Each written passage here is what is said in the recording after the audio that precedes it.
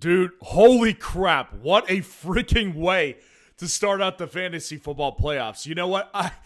I'm torn right now. I'm really torn because I told a lot of people to sit Kyle Pitts tonight, and I said that he's not my favorite play. He's not my least favorite play. He was not in my top 16. Obviously, that is going to end up really bad, and I am very sorry right out of the gate for people who sat him on my advice.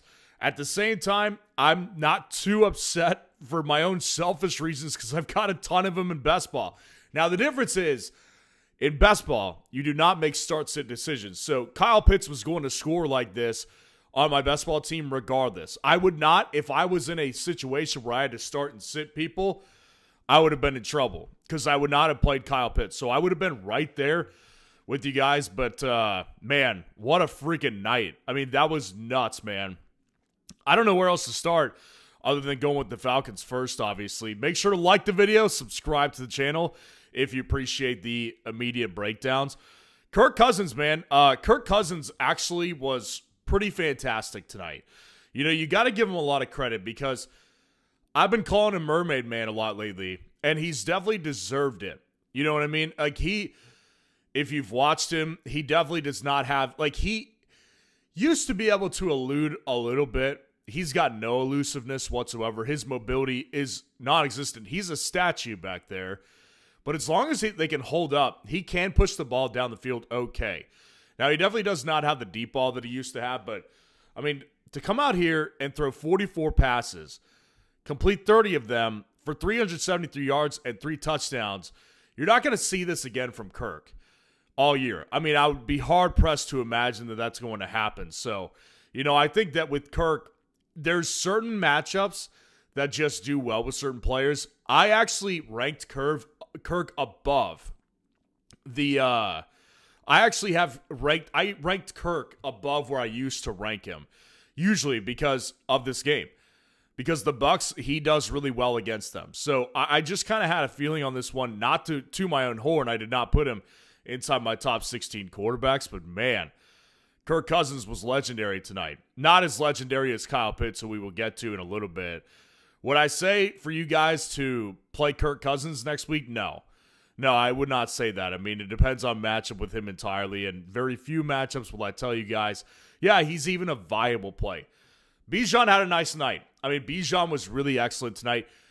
The funny thing was, he actually should have been amazing. Like, he was excellent tonight, 19 carries, 93 yards on the ground, and a touchdown, but then he added 8 catches for 82 yards as well. He should have actually had a better game because the thing with Bijan is that I don't remember at one point in the game, it was like either third or fourth quarter where they were right at the goal line, and he was like, he ran the ball, and it was like, oh my God, he just scored a touchdown. But at the same time, they called a false start. So it got called back. So he realistically should have had 2 touchdowns in this game, man. I mean, it was a bummer to kind of watch that. But overall, this is the reason Bijan can't drop too far in my rankings. Like, he definitely dropped because I hate this Falcons offense for sure. But I will say this. Bijan Robinson is still a guy I don't fully trust. Like, I love that we saw this tonight. It was great. But I don't fully trust him to put him in the same tier as a McCaffrey or even a Jahmyr Gibbs at this point, even though it was excellent tonight. I mean, we know he's a great player. I'm not dissing the player. He's fantastic. What I'm trying to tell you is I do think that Bijan is still kind of a victim in this offense because they're not always going to look like this. Kyle Pitts, man. Oh, my gosh. Kyle freaking Pitts. Made me look stupid, that's for sure. I mean, even telling one person to start him was enough, or to sit him was enough. I told several people I would not play Kyle Pitts over guys like Mark Andrews, Isaiah Likely this week. I mean, countless examples. You can go back to my tight end ranking video and just see how many things I'm going to get wrong. Because Kyle Pitts had 40 points. Like 40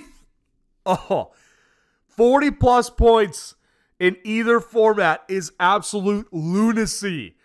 So whether you're in a half PPR, whether you're in a full PPR, even if you're in a standard league, Kyle Pitts just freaking dominated tonight like we've never seen before. Now, here's where I draw the line because I know there's a lot of people who like to hop on my back and punch me while I'm down. And this is one of those moments where it's like, yeah, man, it sucks to say that I told a lot of people to bench him. Here's where I draw the line, though. Nobody was expecting this game. Like, Kyle Pitts doing this, what he did, is so far and away his best game in his NFL career, and he will not touch this again.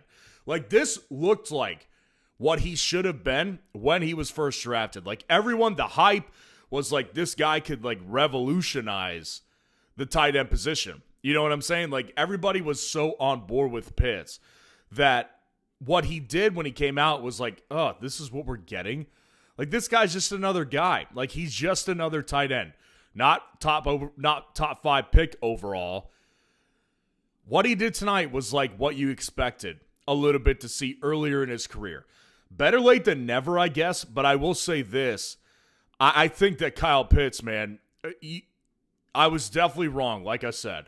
But I draw the line of like, yeah, nobody was expecting this game to happen. So, like, if you started Kyle Pitts, congratulations. It's going to be really hard to lose this week if you started Kyle Pitts. If you did not start him, you might not lose the week, but it definitely stings like crazy. This is probably the worst bench decision that anyone's made if you chose to bench Kyle Pitts. And like I said, it's my fault. If you listen to me on this one, it is my fault. Wow, what a freaking night. I mean, it is unbelievable what he just did, man. Like I said, Bijan Robinson also added 8 catches for 82 yards. The guy is so versatile. When they use him, he's excellent. The problem is sometimes they go away from him.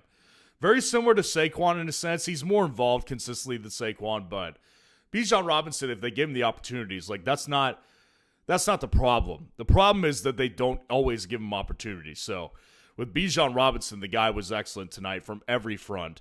David Sills more relevant than Darnell Mooney. That's the one thing that I told people. I was like, he is not really sniffing my lineup. I'd tell you that. I really do think that, with somebody like David Sills, you can't rely on this. Like I said, this is such an abnormal night for the Falcons. Like, this offense does not play like this. This is not a game you can look at and say, oh, yeah, I feel really good about the Falcons moving forward. Like, no, this is so outrageous of a game. The Bucs defense is just pretty bad right now. I mean, they're pretty bad. They're banged up, and it actually got worse tonight. So maybe you want to target the Bucs defense for offensive players moving forward, because this was a disgrace. So, man, what a really, really crazy game. Darnell Mooney actually, came away with 3 catches for 35 yards. So, I guess he didn't kill you necessarily, but definitely someone you don't want to start. Like, even without Drake London, he just doesn't do enough. He's just not as good of a player. So, like, you just kind of have to factor that in. But once again, you cannot expect this from the Falcons moving forward. Like, this was such an off-ball night. I don't want people to get caught up and say to themselves, like, oh, I've got to play the Falcons receivers moving forward. I've got to play Kyle Pitts. Kyle Pitts is a good tight end start moving forward, but this is insane. Like, this is absolutely outrageous. If you have him, congratulations if you played him. If you didn't play him, I'm very sorry. That really sucks. Now let's move on to the Bucs. And Baker actually had a pretty good night. If you take away that interception he threw, it was a really solid night. Like, he actually really looked much better, I would say, than he had in previous weeks, while also acknowledging he's still not 100%. I still do think there's something definitely wrong with this guy. So I think that Baker at the end of the day is just one of those guys that is injured right now. And you just kind of have to look at it for what it is. Baker is a guy who's definitely injured right now, and he just doesn't look the same. Several balls floated on him again tonight. I mean, he was floating balls over guys like Mike Evans. Like, that's hard to do. Mike Evans can jump high, and he's 6'5" with really long arms. If you float the ball over his head, that means that you're just off. Emeka Egbuka had several opportunities floated above his head as well. He was not on point tonight. And I just don't think we're going to see that with Baker. That's kind of been my reasoning for dropping Baker in my rankings. Because, like, even with the matchup in his favor, like, theoretically, you'd think he'd put, like, a 30-point game up tonight with how this game went. And he couldn't, like, I don't even know if he got to 20, depending on your format, because of that interception. So with Baker, man, he's just a guy that ultimately, it's not the same as last year because he's just injured. And even with all his weapons back tonight, maybe he gets better next week because Mike Evans is another week healthier. But Mike looked pretty good tonight to me, so I don't think health is the issue here. Bucky Irving was okay. I mean, Bucky Irving's not going to kill you or anything like that. 16 carries for 60 yards, had another catch for 11 yards as well on top of that. So he's not going to kill you, but at the end of the day, you wanted much more out of Bucky Irving. And I would say that I'm still relatively confident in him. I just do think that there's going to be more opportunities for other guys, kind of taking away everybody's ceiling just a little bit. And I think one of those guys will go off at any given point, but it's kind of hard to pinpoint just because there's so many options, right? I mean, right now it's just so crazy. Like, everyone's back. Bucky Irving looked good on a per-touch basis, I would say, particularly on some runs early in the game. But it's tough when you've got all these weapons back. We'll see how it goes. Rachaad White had one carry for 20 yards, broke it off. It was a really nice run at one point. Had another touch as well, but mostly irrelevant. Sean Tucker got the early touchdown. I'll tell you this, people who have Sean Tucker in best ball, they're going to be pretty good position too. Because just having a touchdown from a guy like Sean Tucker, undrafted guy by most teams, this is going to work out really well. If you don't play best ball, I'm sure you did not play him. Mike Evans, though. I would say Mike is the big story on Tampa's side of the ball. Because we were told, like, pitch count, pitch count, pitch count. And I really think that, listen, you could put a player like Mike on a pitch count. And he's still going to be a guy that's going to come through. So Mike Evans, 12 targets on, I don't know what the snap counts were tonight, but he definitely was off the field quite a bit. I would say he probably played 60, I would say like between 60 and 70% of the snaps, if I had to guess. So I do think Mike is back. Like, Mike definitely is back. The only thing I would say is that every time Mike got hit, he had an ailment. Like, he got flipped over early in the game. His lower back hurt. He came back. Then at I think it was to end the third quarter, he caught a ball that was low, and he landed on his shoulder, and it looked like he was like dangling that shoulder, and I was like, oh man, he just did it to his collarbone again. Listen, the guy's old. I mean, the guy's getting banged up more and more, so you do have to factor that in. But obviously, if he's out there, you gotta play Mike, because Mike really opened up this offense, and he opened up Baker in an enormous way. So Mike is definitely the number one there from now on in fantasy football. Emeka Egbuka, listen, he still did well. Like, on his work, 7 targets, 4 catches for 64 yards. Baker overthrew him on a touchdown. He overthrew him a couple more times tonight. It just hasn't been there recently with Emeka Egbuka. So, you know, I ranked him down in my rankings this week because you just kind of have to look at it and say to yourself, well, it's just not working. So whether it's Baker overthrowing him all the time or whether it's Emeka Egbuka just dropping the ball, there's a mix of both, guys. It's not one way or the other. There's a mix of both in here. So ultimately, I think of Egbuka as still a solid play, possibly will maintain a spot in my top 30. Too early to tell, but Emeka Egbuka moving forward, I actually kind of think it might work out better with someone like Mike Evans there to take away more attention. Jalen McMillan had some relevant plays. He actually had one that was very close to a touchdown. They ended up reversing it, and that's when Sean Tucker got in the end zone on that go-ahead play on the first drive of the game, I think it was for Tampa. And Jalen McMillan overall looked pretty good. He adds an element to the offense as well. Chris Godwin, 4 catches for 20 yards and a touchdown. Saves the day with a touchdown. Also got a 2-point conversion. So you ended up pretty happy with him. And then the tight end, Devin Culp. Don't know who that guy is, but he came in for K. Dotton and he caught a touchdown as well. Bottom line with Tampa's offense is they look much better from the perspective of one guy, particularly, and I'm going to credit Mike Evans with this, one guy really changes their whole offense. And because Baker has looked so bad without Mike, I'm convinced it is Mike. So with Mike Evans back, Baker, his upside in fantasy is higher. I would say his floor is probably a little higher as well, but we're not getting primetime Baker anymore. Mike Evans is a guy that I worry about only from the injury perspective, and I actually think Emeka Egbuka could have a big game here at some point because of the fact that he has Mike Evans back. So that was the breakdown. Make sure to like the video, subscribe to the channel, and we'll answer the super chats and get out of here. Miss Sab, what's going on? Good call, benching Egbuka. Evans is the wide receiver 1.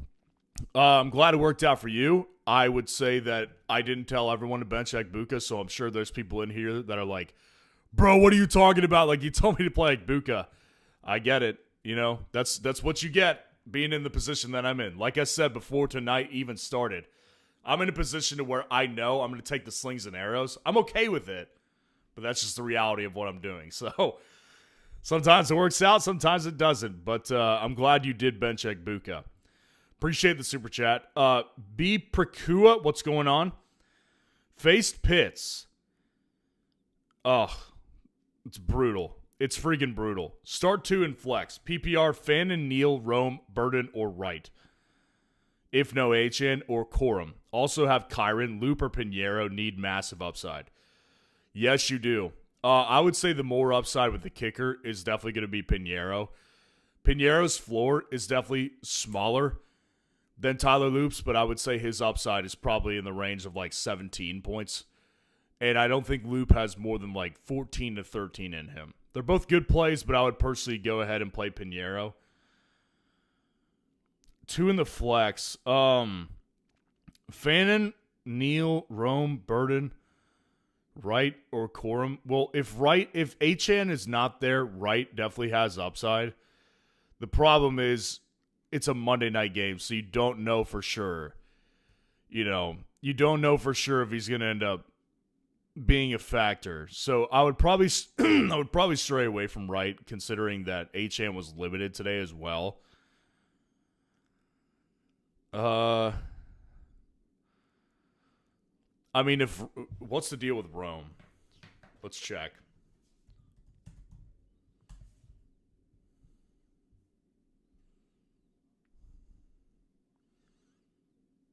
Rome was limited. So if Rome comes back, I would probably rather play Fannin than Rome, personally. Because Fannin, to me, I think has developed a really good chemistry with Shador. And Rome, for whatever reason, I don't think him and Caleb have the most amount of chemistry. So I would probably go ahead and play Fannin over Rome and Luther Burden. Devin Neal versus those guys. Devin Neal versus the Panthers, I do think is a solid matchup. Rome and Burden, they're just in this really brutally cold weather game. You know what? I think I'm going to go ahead and mitigate some risk here as well and say that I don't want to play 2 guys in that matchup. Like, I don't want to play Fannin and Rome because they're both in that really brutally cold game where throwing the ball is probably not going to be a positive thing to do in the game. I think the Bears particularly will be very run-heavy because they'll probably control the game script, leaving Fannin to catch a lot of passes potentially if they're in a pass-first game script. Yeah, I do think that ultimately I'd probably go ahead and play Fannin and Devin Neal in this one. I'm hopeful for you, man. I hope that you can make a comeback because that's a brutal position to be in for sure. Appreciate the super chat. And then Tyler Sperry, and we will get out of here. With Evans back, Bolka is nothing. I'm sure you meant Ekbuka. I wouldn't say that. Like I said, I don't think that he's nothing. I really do think that if you look at the target distribution, he had more targets than Godwin, which is 7-5, and he actually was able to get down the field. Baker overthrew him on a touchdown. He overthrew him at least one more time as well. So it should have been 6 catches for like 80 to 90 yards and a touchdown realistically for Ekbuka. So I don't feel that way, to be honest with you. Like, yes, he's the wide receiver 2 at best, with Mike Evans back. But is he nothing? No, I don't think so. He was still on the field the majority of the game. Like, I'm not going to go that far as to say that he was definitely a nothing burger tonight. He was more than nothing. He definitely had some value, and I do think he has value moving forward. I see there's a lot of people mad at me. Whatever, man. Yeah, it's a tough situation, man. If you played against Pitts, it's brutal. If you benched him, definitely apologize. But, yeah, what a night, man. What an opening night. Like the video, subscribe to the channel on your way out, and I'll see you guys tomorrow. Peace out.